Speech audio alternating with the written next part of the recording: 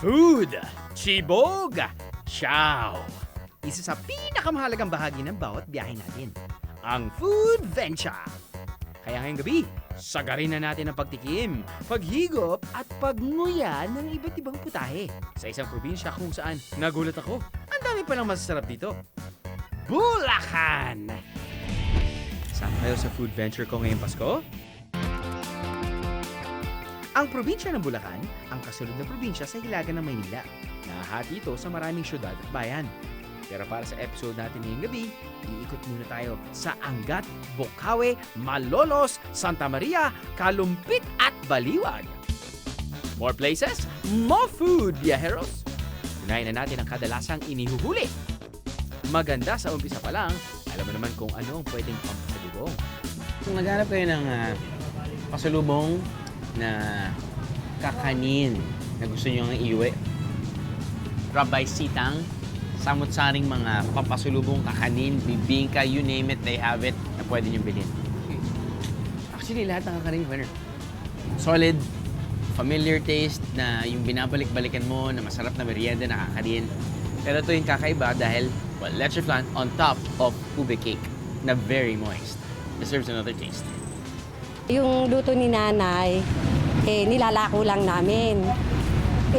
Maano naman, mabili naman siya. May nag-alok sa amin, magtayo kami ng pondahan. Tumesting kami, mga boto, tsaka ngay mga puto. Okay naman, nag-click din naman, mabili naman din siya. Hanggang sa dinagdagan na namin siya ng dinagdagan. Putong puti, kasi sinasali siya sa mga contest. Yung puto talaga ipinapanalo niya lagi. Mga kutsinta, tsaka itong amalis, tsaka bibingkang kanin, at saka mga biko. Dinagdag ng dagdag yan, kalamay latik. Hanggang sa dumami mga tinda namin. Kung ang masarap na kakanin ng Sitangs ay second and third generation recipes na, itong susunod naman na matitikman natin, centuries old na.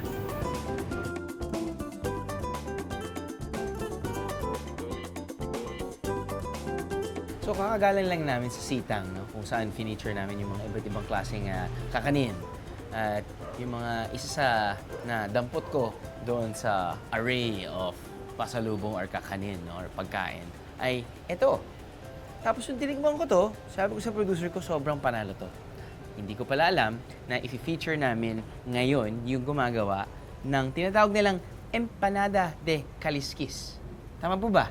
Ayun. Hello po, magandang umaga po. So, ang tanong ko, paano niyo po ginagawa to? Ngayon, paggawa nito, ito, ganito. Para lalagyan ngayon ng laman. Sa paggawa nito, kailangan dahan-dahan para gumanda ang empanada ng itawang tikaliskis. Opo. Ayan. Gaano katanda na po ba tong recipe na to? Ay, 1820 pa. 1820? Oo. Si Jose Rizal nakakain na nito. Sila Jose Rizal. Wow. So, 1820 na po yung pamilya niyo gumagawa nito. Oo. Lola, Lahin Domingo, Jesus. Wow. Dala ng mga Kastila. Tapos ngayon lang po ako nakakita ng gentong... Empanada. Oh, kaliskis. Galing. Ito po, magkano binibenta dito? 40. 40. Ma'am, ang tanong ko, nag-evolve po ba yung itsura nito nung since 1820 o pareho pa rin? Minsan sinasabi pa rin. Pareho pa rin. Oo. Manok lang talaga, pati patatas yung Oo, yun laman. lang. Well, para ma-explain ko ng mabuti yung lasa. Yung lasa niya medyo hindi siya maalat Medyo konting tamis niya. Pero ang nagpapasarap din dito ay yung tinatawag nilang kaliskis. Yung dough kasi, kung alam niyo po yung texture ng croissant, parang ganun yun. Layer by layer by layer. Tapos nun, dini-deep fry po ito na ma'am. Dini-deep fry.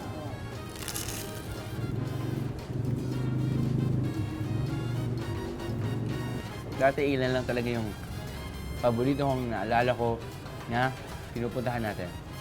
Bacolod, paborito ko, Napoleones. Ngayon, Bulacan, sorry, eto na to. Empanada de kaliskis. De mucho sarap.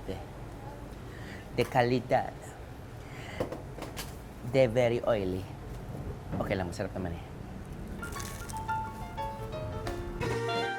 Pero para sa mga modernong bayani ng Malolos, isa sa mga nakapagpainit ng kanilang sikmura ay ang lugaw. At balita namin, may espesyal na sahog ang lugaw dito.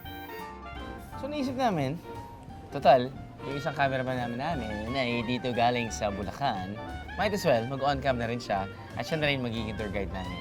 So Jeff, parang kinakabahan ako. Bakit naman, sir? Lugaw. Ayos, sinabi mo lugaw. Sabi mo, tapos may baka. Tama naman, baka. Pero hindi yung usual karne ng baka na kinakain natin. Ano ba yung nasa harapan natin? Normally, sir, ang siniserve talaga nito yan. Mata ng baka. At utak ng baka. Siyempre, andyan na yung puso na regular sa iba. Regular yun, yung puso. Regular na yun, sir. Ang utak at mata ay mga parte ng baka na kadalasang hindi na napakikinabangan. Pero kapag isinahog sa lugaw, well, it's a whole new experience, mga bihero. Ito, kinakain mo to. Kinakain ko yun, sir. Ano lasa niya? Actually, wala siyang sobrang lasa unless na pag binuboil mo lang siya, siyempre, lagyan mo ng salt and pepper to taste. Okay. Pero yung utak itself, wala talaga siyang lasa. Eh, ba't mo kinakain? Ang nagpapasarap sa kanya, pag minix mo siya sa lugaw. Oh. Tikman natin, sir. Tikman natin. Try natin, sir. Oh. Ito yung Lagyan mo kami tagi-isa, Pops. utak. Utak to, sir. Ayan. Yan. Sarap siya, ibabad mo muna sa lugaw para uminit ulit. Kasi Okay. yun talaga, sir. Mimix mo siya sa lugaw. Mix mo na lang siya sa lugaw. Mix mo siya sa lugaw. Yun yung the best niya. Mix mo. Para niloloko mo sarili mo na parang wala talaga siya dyan. Parang ganyan. In a way, sa mga first time, Kailangan yun, ganun, yun. Pero kung medyo hardcore ka, kuha ka niyan. Yan, hardcore. Kuha ka nito. So hardcore ka, hardcore. Hindi, yun sa mga gusto lang. Sige, i-try mo. tira. Yan, kuha. Nilagay- I-dip mo agad. Sa sauce na may soy sauce, sukap, kalamansi at sili. Oh, Tirahin mo na agad ng rekta. Sige, go. Hardcore talaga to. Alam mo, iba ka talaga, no? Alam mo na asawa mo na hardcore ka? Subukan nga natin. Ayun, oh. Walang laman eh. Tumahimik ka. sorry. Matagal na pala tayong ganyan. Ano Kaya kayo nandito eh. Kaya nga naka-wide yung isa. Lasing lugaw. Yun nga sir yung purpose kasi hinali. Yung isa sa... Eye of the baka. Tan. Okay. Jogging ba tayo dyan? Sorry. Siya, paborito ng mga ano yan. Baka magsisingaling yan.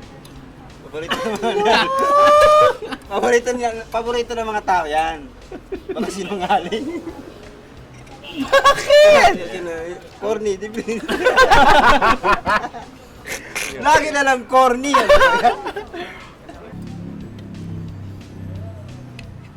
Yun. Yan. Aha. Yan, yan. Yan, on cam yan talaga, sir. Oh. Live yan. Oh. Yan. Yan. Oh. Okay. Parehas yan. Ito na nga. Yan. Oh. Yun. Parang litin. Yun. Alam mo, so far, nagugulat ako dito sa Bulacan. Talaga sir? Ang lapit-lapit sa Metro Manila. Di ko alam. Ang dami palang pwedeng ma-feature na pagkain.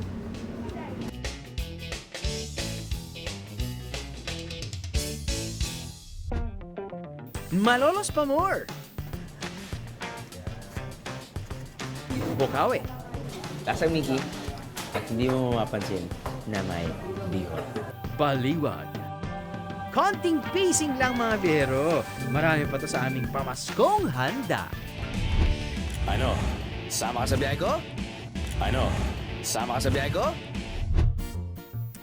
Makasaysayang lungsod ng Malolos dahil dito ginanap ang kauna-unahang Constitutional Convention ng Republika ng Pilipinas.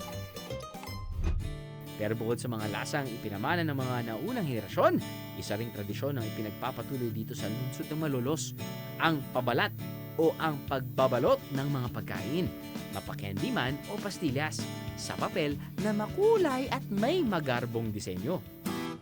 So ma'am, yan yung unang face. Yung unang may titrace ka. Ay, meron ka kailangan i-trace. Oo. Pero yung pagkagawa mo ng disenyo po ay kaya lang nag-drawing na may kinopya kayo o parang freestyle nyo lang po? Ano po ba? Ang nag-gawa nito si Mami. Siya ang lahat ng design. Yan, nakita mo yan. Ginawa na niya ng pattern. Pastillas lang po yung ginagamitan nyo ng pabalat. Pwede rin sa ibang candy. Basta ganito yung itsura niya. Pwede rin, basta ganito yung ano. Check ko lang po kung ano yung nasa loob, Mama. I mean, sige. kailangan lang natin ma-check kung, Sige. kung tunay na pastillas. Tunay siya, Ma'am. Ang sarap. Kung papansinin nyo, itong normal wrapping or packaging ng pastillas, sa ganyan, diba? Mas bongga. At alam mong pinaghirapan. Na parang ayaw mo nang buksan dahil ayaw mo nang tapunin yung wrapper. Parang yung paggawa ng barong. Diba? Kailangan handcraft yan eh. Handcrafted yan eh. Diba? Parang Labor of love talaga. labor of love.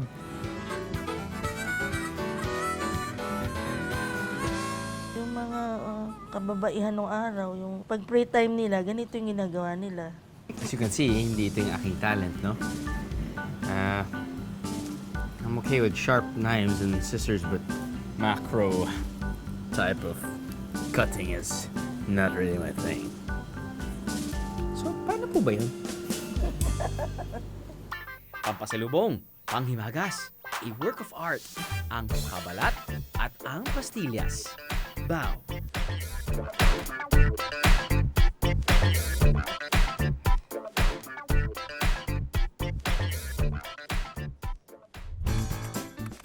Ang probinsya ng Bulacan ay halos napapalibutan ng lupa.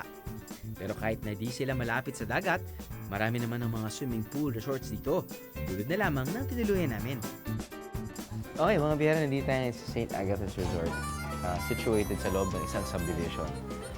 Kakaiba yun dahil may isang resort sa loob ng subdivision. Ang ganda lang yung setup dahil mga tao pwede kumain dito or pwede mag-sunbathing doon. Parang beachy area. But going back to the food, yun. I think it's time to try them out. Of course, you have your pork sisig, you have your seafood kare-kare, seafood marinara, meron kang fish kare-kare, Hawaiian shocker. Hawaiian shocker, bakit? Bakit hindi nilang chop suey? Ha! Because chop suey is so normal. Chop suey ay hindi ka masya-shock. Uy, yung sauce may shrimp, may squid, and I'm guessing may sile. Grabe. Nag-expect ako na masya-shock ako ha.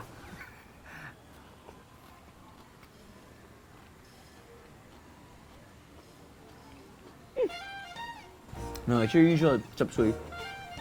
Pero kung gusto nyo ng konting anghang,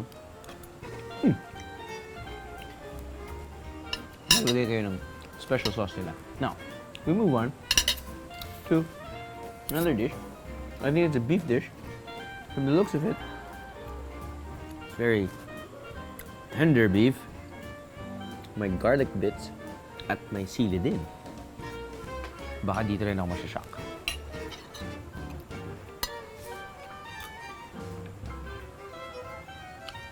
Yan. Ayan. Ito yung pampulutan. Parang siyang, hindi, malambot talaga na beef. Na parang may halong gata na may konting, siyempre halong gata na may soy sauce dahil may alat siya. Dahil nga garlicky, dahil may garlic bits. And then, sa dulo, may sipa dahil sa sili. Parang you're thinking, grabe naman, ang daming kinakain, gabi-gabi na. 9:30 na. Okay lang, dahil bukas, magzo-zumba yung crew ko.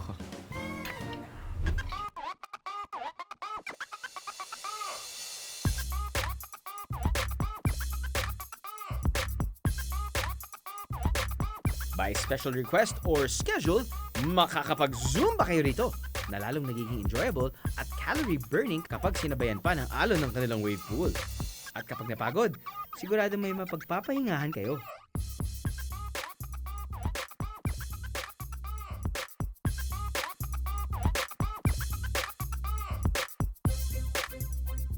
Mabiyero, nandito tayo ngayon sa malamang pinakamalaking kwarto dito sa St. Agatha's Resort sa Bulacan. Pagpasok mo ng kwarto, sasalubong sa'yo ay isang living room, flat screen TV, meron kang upuan, meron kang couch, so at least you can tend to your guests. Meron ka ring dining table, so pwede ka maglagay ng damit. Complimentary bottled water, and of course, your very comfy bed with actually very comfy comforter na niyakap-yakap ko kagabi. Punta naman tayo ngayon sa ating banyo. Used and abused? Yes, they invested a couple of years ago sa mga high-tech na shower cubicles. That's what you call it. Nagbibigay pa yun ng temperature sa loob. Yun lang nga lang, you have to find out kung which knob is for which shower head. Kasi pwedeng galing sa taas yung tubig, or yung gamit ka ng isa pang shower head dito na retractable, or manggagaling dito, or bathtub na rin yan. So anyway, wala lang. So you know, it's actually more than enough for a couple, di ba? Kasi parang itong space lang na ito, okay ka na eh.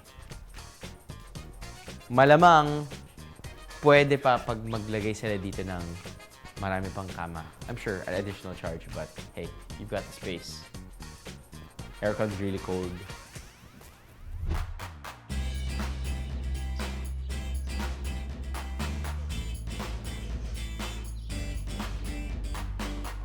Sa katabing bayan naman ng Kalumpit, meron ding ibang resorts na maaring tuluyan na may sariling spa at game rooms pa.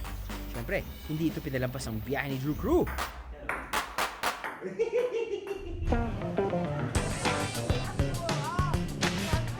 At habang nasa Kalumpit ka, yaking subukan ang kanilang handmade longganisang kalumpit. At fresh ulang o mga higanting hipon na may pangsipit. Ilang tumbling naman papunta sa lungsod ng Marilao, matitikman ang kanilang pinagmamalaking butcheron. Chicharong gawa sa butchi ng manok. Ma'am, butcheron. Bakit pa? Pag sinabi mong butcheron, ano bang ibig sabihin nun? Part siya ng manok. Laman loob siya ng manok na Okay. ginawa naming chicharon. Saan yung part na yun ng manok? Yung lalagyanan ng pagkain ng manok, yung Okay. imbaka ng mais. ganun. Okay. Bakit yun naman naisip to? Parang, feeling ko diba kaya yata yung nauna na... Oo, kami po Oo. talaga. Oo. Bali yung mister ko, nawalan ng trabaho ng time na yun. Okay. Nag-isip siya ng pagkakakitaan. Okay. Kaya naisip niyang, dahil doon siya nanggaling na trabaho sa byproducts, naisip niyang prito yung part na yun. Okay. Tapos napalutong niya. Tapos inilabas namin, naglagay kami ng pwesto sa labas ng bahay ng mga biyanan ko. Okay. Tapos yun, hanggang sa may bumili, pa ilan-ilan, hanggang sa dumami yung customer. Ganun lang As siya. after how many years? Ilan years na po ba? Almost 3 or 3 or 4. 3-4 years. Pero pa isa-isang bag lang nung una. Ngayon? Hanggang sa dumami. Saan damakmak na? Mga 20 or 20 plus. Nice. Sa parteng ito ng Bulacan, marami ang mga commercial poultry farms. Isa sa mga parte ng manok na noon ay itinatapon lang ay ang butchi. Pero nang madiscover nilang pwede palang gawing chicharon ng butchi, boom! Nag-boom din ang kanilang negosyo. So, mabilis lang naman yan eh. Mag-deep fry lang. Mga ilang minuto lang yan. No? Tansado na nung tagaluto namin na yung time na malutong na siya. Tansado na niya yung basta mga siya. Tingin na brown na. Usually, Tansado niya kasi sa tagal. So yung tagal na kawang yan. na namin tagal. Tapos nun, packaging nandito na. Packaging, lalagay nyo lang siya dito. Lalagay lang siya dito sa malaking lalagyan. Para umano ko, ayun, tumining pa yung mantika.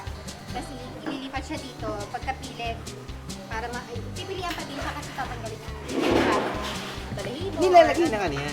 Yun, no? Nanginit-init pa. Yan, nangitinit pa. Nilalagay ng asin. Bali may secret, ano yung mister ko eh. Flavoring, ganyan. Also Eh, known siya- as Betchin. Also known Hindi, as hindi Betchin. na wala. Walang betchin. Lelo ka lang. So, okay, sino ba si Ashley? Kayo po ba si Ashley? Hindi, yung aking bunsong anak. Oh. Ang bunso namin, siya talaga yung parang, Mami, gusto ko makita yung pangalan ko dun sa ano ni Daddy. So, yun na yun. Walang nag-umpisa hanggang sa nakilala na yung pangalan niya. Ito, ready to eat na. Or timplahan pa ng... Timplahan pa siya. Ah. Timplahan pa nung... Yun, nakatimpla na yan. Ayun. Pwede tayong mata doon.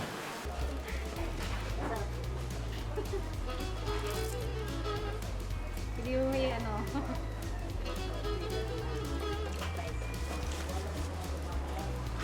Tama naman kasi naisip nyo dahil hindi na ginagamit yun eh, no? Talagang dati siya yung patapon. Patapon siya. Alam mo Nung kunin namin siya talagang yung presyo sa planta, halos ganun lang din binibenta sa amin, mai-out Bigay lang lang. nila. Kumbaga, makuha lang nila yung pagkuha nila sa pagkuha nun sa planta. Kasi nga talagang patapon siya na time. Tapos hanggang sa naisip namin, yun, ngayon doble na yung price niya. Kasi nga, nagkaroon na ng value. Oo, nagka-value na, malakas yung demand niya sa market. Ganun. This Christmas, ano siya, yan ang kalakasan namin pagka ganito magpapasko. Sarap pang pulutan. Yes, sir. Balik, mama. Alam mo, hindi ako makain ng laman loob eh. Pero talagang kahit anong... Ay, naku po, pagka tinikman nila, sabi nga nila, hindi po nila mapigilan na Tuloy. hindi ulit-ulitin ng Hindi pagkain. kasi dinifry na din tapos nun. Masarap yung... May alo eh. Parang gayuma. Sabi nga po nila, sabi nila, Kung may version ng chicharon ng taga Marilao, meron namang version ng dinuguan ang mga taga Bukawi. Ito ang tinatawag na serkele. At sa halip na laman loob at tugo ng baboy, laman loob at tugo ng baka ang ginagamit nila. Speaking of versions na rin lang tayo, tikman naman natin ang Bukawi version ng classic pansit. Ito na yung inaantay ko talaga eh. Most of the time, meron tayong na-feature ng mga pagkain na kakaiba. Ito naman, ang pagkaiba niya ay ang kanyang pagkaalanganin. Ang pangalan ng pansit na to ay alanganin. Bakit ka mo? Pansit Mickey na may kasamang pansit bihon. Alanganin.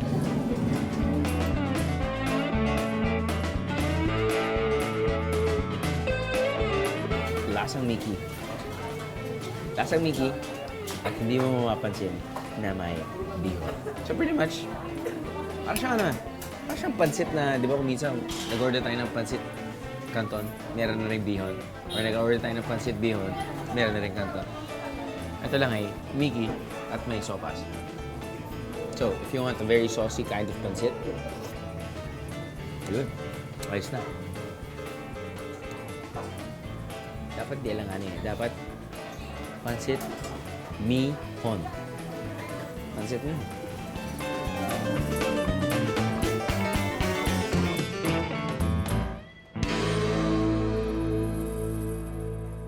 So, pag darating kayo dito sa Santa Maria, Bulacan, naghahanap kayo ng kakaibang pansit, order lang kayo ng... Teka, sobrang sarap. Nakalimutan ko yung pangalan eh. Ano nga bang pangalan nito? Pansit Alanganin! Ah, tama. Narinig nila.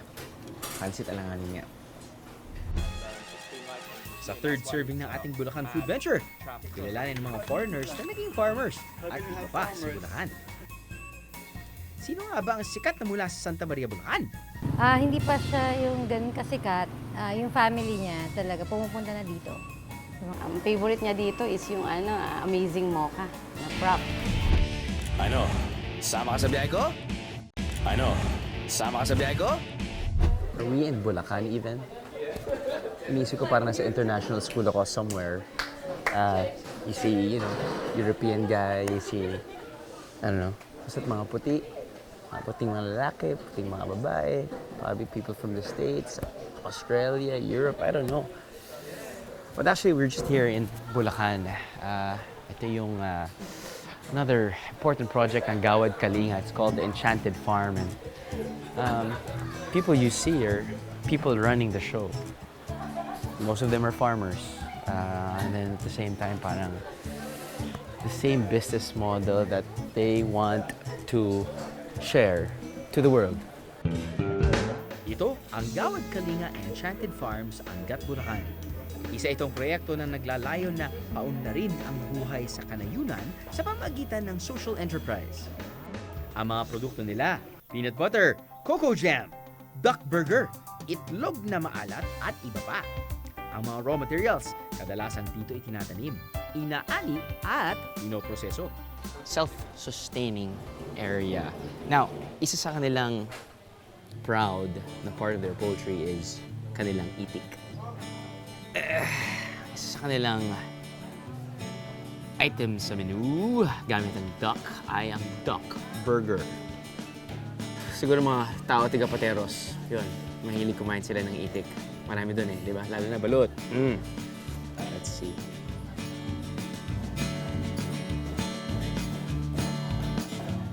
I remember my dad.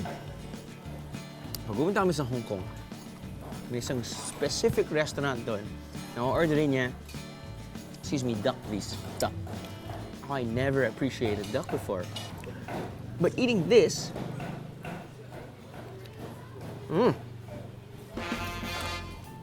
it tastes like beef. It's pretty good. Ang panalo din dito,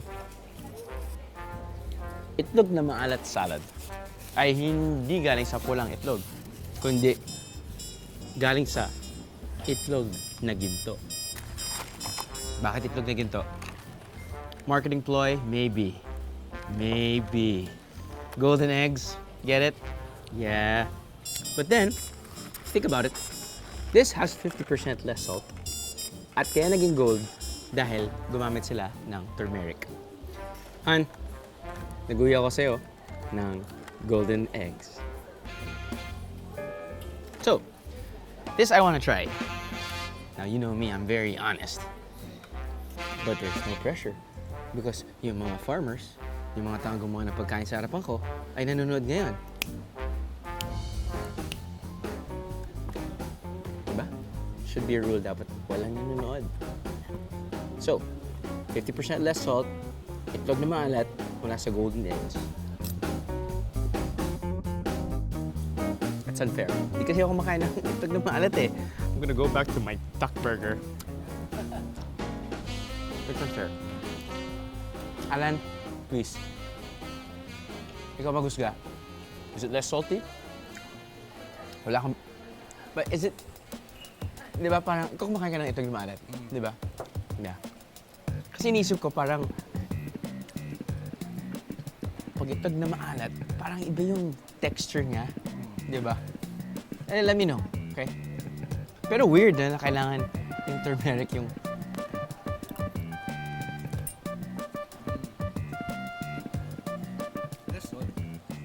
Okay. Yes, so, may ensalada na siya kasi may Nahalo na siya. may onion na. Pero yung egg pa lang, okay siya. Less salt, mas marami kang makakain. This is their peanut crunch with rice pops. Or pinipig. Yes? Yes. So I used to try making my own peanut butter at home. It's hard. It's hard. Let's see. So no artificial preservatives.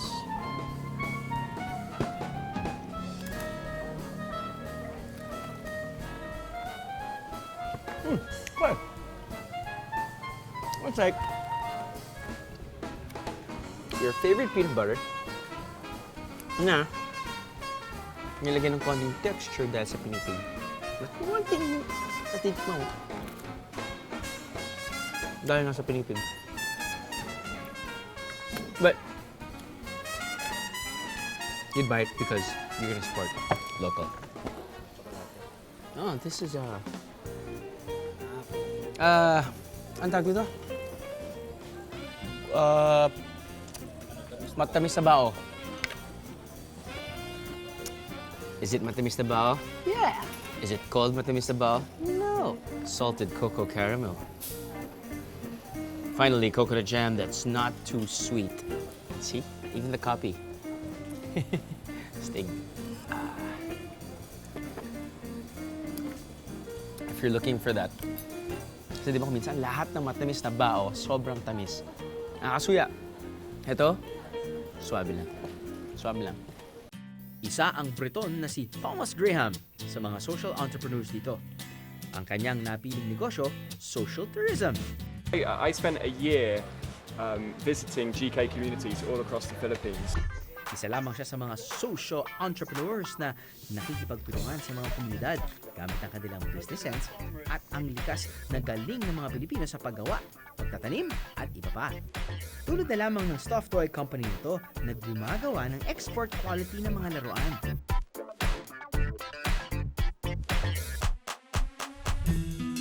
Nagtuturo rin sila rito ng iba pang alternatibo at epektibong paraan ng pagtatanim. At ang lahat ng to mula sa vision ng isang tao, si Mr. Tony Miloto. Na nagsimula ito sa aking siguro paghahanap ng kasagutan. Why are we poor when we have no reason to be poor as a country? Because we have been blessed with so much abundance in nature, with very talented and creative people. Very simple formula, the best from the West. The best from the West. Partnering with the best from the East to bring out the best from the least. Okay, that's a good one. Sa bahay naman ng Santa Maria, marami rin ang pinagmamalaki tulad ng mga espesyal na putahe sa mga family restaurant gaya nito.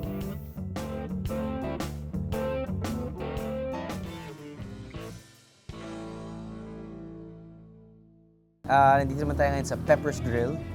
At I guess what they serve is your comfort food, all-time Filipino favorites.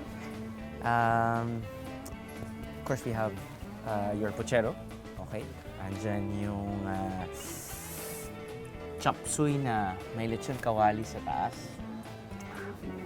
Such a perfect combination. Kahit yan lang titikon ko, okay na ako dyan. Meron silang bagong rice. Meron silang sinugba. Halo-halo sinugba. It's a combination of the grilled fish, squid, hipon, may bagoong at saladang something, torta.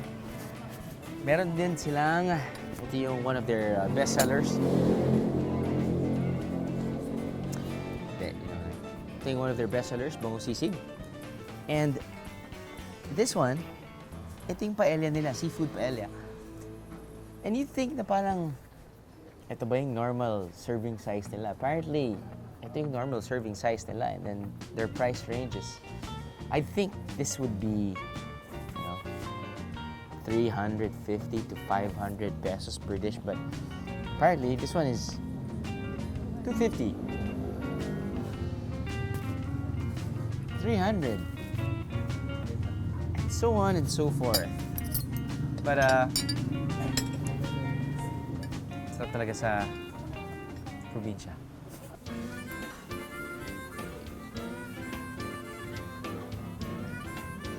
Wow.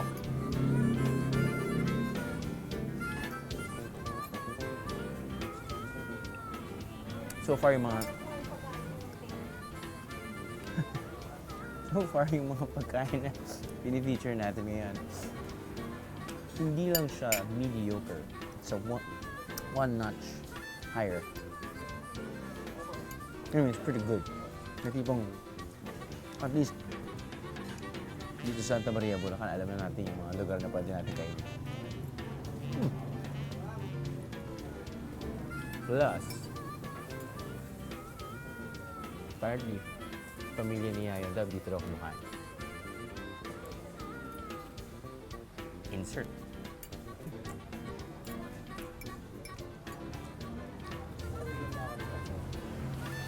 Pati buong pamilya ko, dadalhin ko dito. Good choice, Yaya Dab.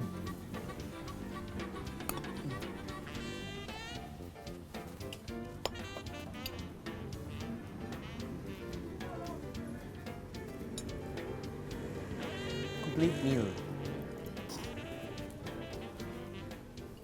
Hindi pa siya yung ganun kasikat. Yung family niya talaga pumupunta na dito. Yung mga yung mami niya, daddy niya, yung mga kapatid niya. Pero yung last time, kasama na siya nang pumunta dito. Si Yaya, mabait siya. Kahit nung nag-cater kami sa bahay nila, tahimik lang siya, mabait siya. Tsaka nung pumunta siya dito, siya pa yung lumapit sa akin para magpa-picture. O nga pala, ang Santa Maria ang hometown ni Yaya Dub. Silipin natin ang natuklasan naming favorite hangouts daw niya. Babalik pa ang biyahe ni Drew. Meron pa kayong extra. Oh no! Extra menu. Balita ko meron daw kayong burger dito. Ano? Sama ka sa biyahe ko? Ano? Sama ka sa biyahe ko? Nandito tayo sa bayan ng Santa Maria. At alam niyo ba na meron dito isang lugar na pwede ka nang mag-dairy farm field trip? Makikita mo pa kung paano gawin ang iba't ibang produkto mula sa gatas ng kalabaw at baka. Hindi lang yan. May zipline din para sa isang quick adrenaline rush. At bilang pagpakalma, relax muna tayo sa isa sa mga sikat na coffee shops ng bayan. So mga biyara, na dito tayo ngayon sa OG Cafe. Ito yung parang version ng Santa Maria, Bulacan, ng iyong paboritong metropolitan coffee joint. If you know what I'm talking about. Siyempre, mga tao pupunta dito, yung mga taong nagbabasa, taong nag-hangout, taong nag-aaral. If they want of course, good cup of brew, or should I say, a very affordable meal, I guess this is the place to be. Now,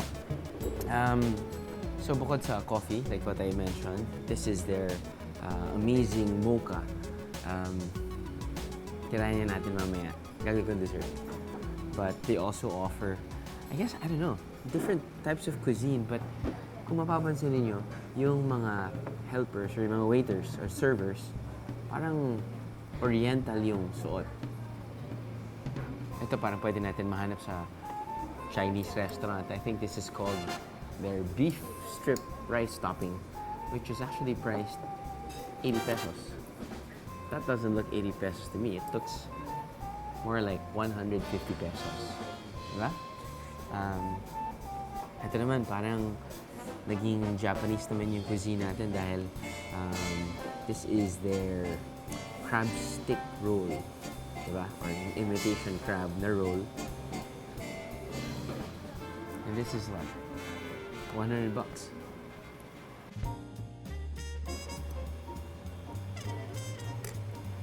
Not bad at all.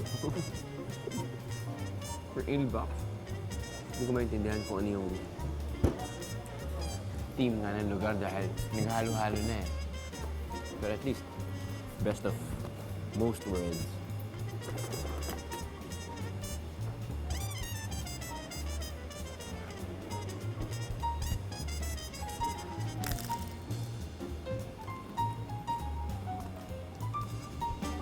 Ihihinto ko na sarili ko ngayon dahil marami pa kami i-feature. Okay? Pacing.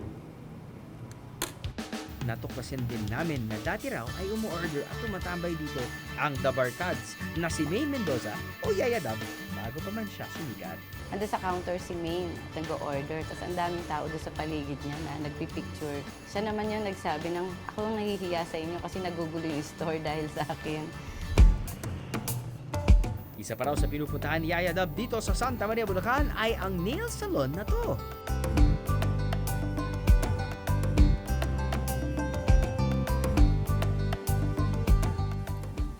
Other side of Bulacan. Kala ko sasakay ako ng kalabaw. Di ba na?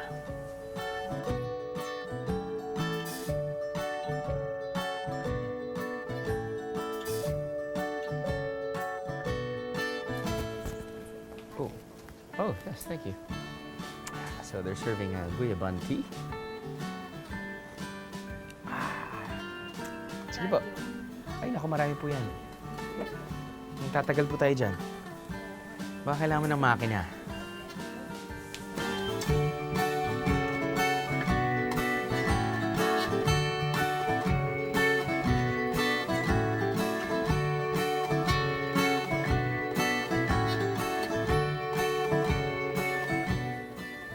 Grabe na rin yung evolution ng pagmamasahe, no? Dati, oil lang ginagamit. Tapos biglang dami ng pinapahid mula sa prutas, tsokolate. Alala niyo yan, meron tayong mga ibang episodes sa tsokolate yung ginagamit. Ano pa ba? Basta kung ano-ano. Ngayon naman, well, balik tayo sa prutas. Orange. Apparently, it kills all the bacteria. My wife would love me after this. Oh. May tinatago raw silang sikreto dito. Isang secret menu na tanging ang mga suki lamang ang may alam. Secret nga ba? Ngayon, alam nyo na.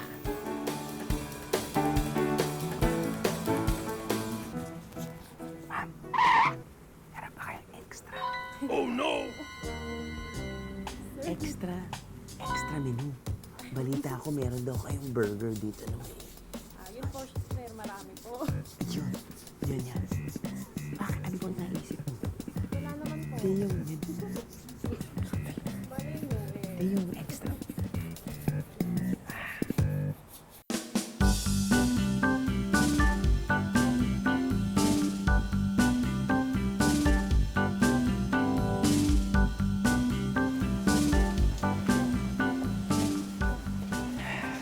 Yes, ma'am. Our mushroom burger and malunggay iced tea. Yun. Wow. So I'm guessing mushroom burger. So this is meatless. It's just mushroom. Oh, okay. Pwede ka matulog. Pwede mong gamitin yung telepono mo. You can just browse through your phone or hey, you can eat lunch. Merienda.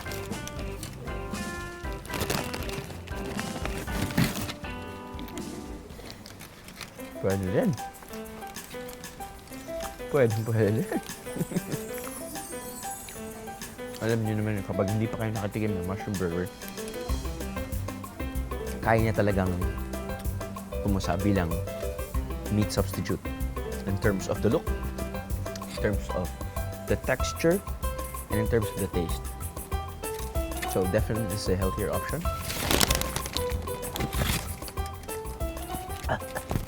Udin lang, may malunggay iced tea. Grabe, hard sell na ito. Ano ba ito? Commercial? Iced tea for malunggay leaf apple flavor. Now, I know for a fact na ang moringa pinanggagalingan ng malunggay. So it's called the miracle tree. Nanay ko, ito rin sobrang paborito eh. And so many nutrients and just oozing with great stuff. Dami ko sinasabi. And I heard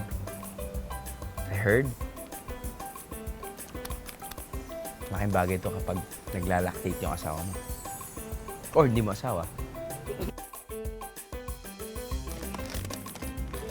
Kilala na po si Yaya Dab dito as Ma'am Bane Mendoza. Client na po talaga namin siya before pa. So, nung kinabukasan po, nung nagpunta po siya dito, nakita po namin siya sa Itbulaga.